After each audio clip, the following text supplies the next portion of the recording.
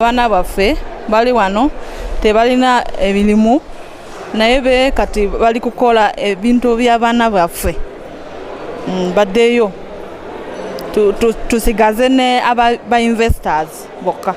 Every so-called investors who have come and they cannot invest, they shouldn't continue in the petty businesses. If they do those, what about the Ugandans? What about the jobless youth? What about women who are suffering with children? What will they be doing? So me, I support that not only Chinese, but if you know you are investors from another country and you are not doing investment, please, you should go back and do those petty businesses in your own country.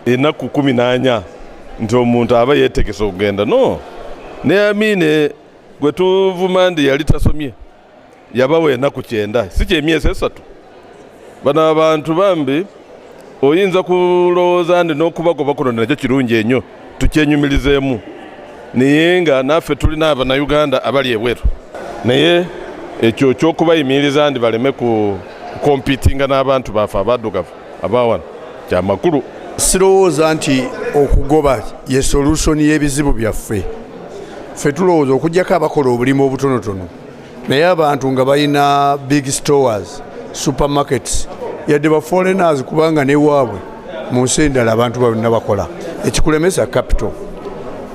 Ffe gavumenti yaffe egonze bugonza ku magoba kye tuba tugisaba agasasulwa abasuubuzi nga beewoze nabo basobole okuvuganya. Ba-investor tubaaga twagala ba-investor abaddala.